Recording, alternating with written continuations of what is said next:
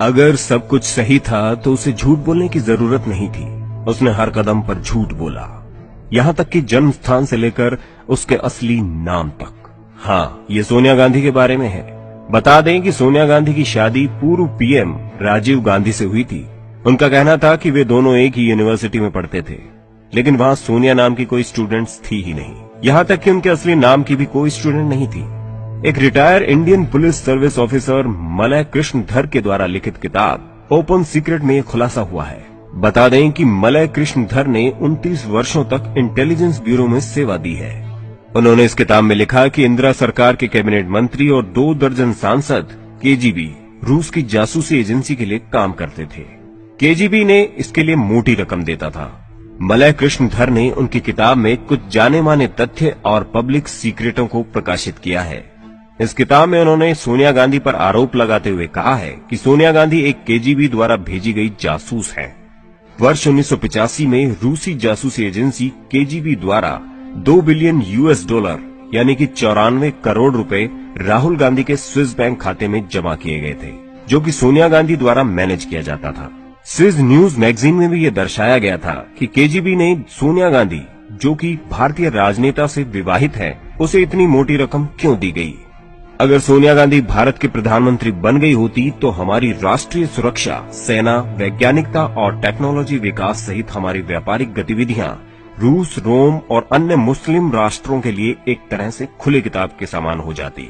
Italian mafia भारतीय industries और व्यापार पर अपना दबदबा कायम कर लेता, जिसका परिणाम बहुत ही खतरनाक होता। कृष्णधर द्वारा जुटाए गए कुछ सबूत सोनिया गांधी को रशियन एजेंट साबित करते हैं। जवाहरलाल नेहरू के समय इंदिरा गांधी को भी केजीबी द्वारा मोटी रकम मिलती थी। उसके बाद इंदिरा गांधी के चहेते राजीव और सोनिया को पाकिस्तानी बैंकर द्वारा रकम दी जाती थी। तत्कालीन प्रधानमंत्री लाल बहादुर शास्त्री की रहस्यमयी मृत्यु रूस पर उंगली उठाती है।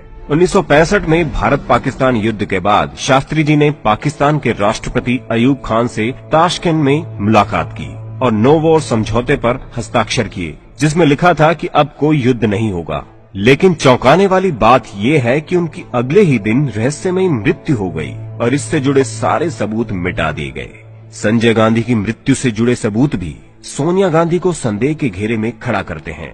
संजय गांधी को केजीबी के कहने पर मारा गया था ताकि राजीव गांधी भारत के अगले प्रधानमंत्री हों। राजीव गांधी की मृत्यु श्रीलंका के आतंकी समूह लिट्टे, जिसे ईसाई समूह द्वारा वित्तीय सहायता मिलती है, द्वारा हुई थी। बता दें कि राजीव गांधी को 21 मई 1991 को तमिलनाडु में 24 वर्षीय धनु नामक रोमन कैथोलिक महिला, जिसका असली नाम क्लेबथी था, के द्वारा आत्मघाती बम द्वारा उड़ा दिया गया था। राजीव गांधी को मार दिया गया तो बाहरी जासूसी एजेंसियों ने सोनिया गांधी को बढ़ावा देने के लिए पर्दे के पीछे से काम किया। सोनिया की लीडरशिप के लिए संभावित खतरों को एक एक करके शानदार तरीके से दुर्घटनाओं को प्राकृतिक रूप देकर हटा दिया गया, जो कि केजीबी की विशेषता है। कैथोलिक्स रविवार को विशेष मानते हैं और सोनिया गांधी के सभी खतरों को रविवार को ही खत्म कर दिया गया। राजेश पायलट की रोड एक्सीडेंट में रविवार को मौत हो गई। जितेंद्र प्रसाद रविवार को ब्रेन हेमरेज से मारे गए। माधव रविवार के ही दिन प्लेन क्रैश में मारे गए।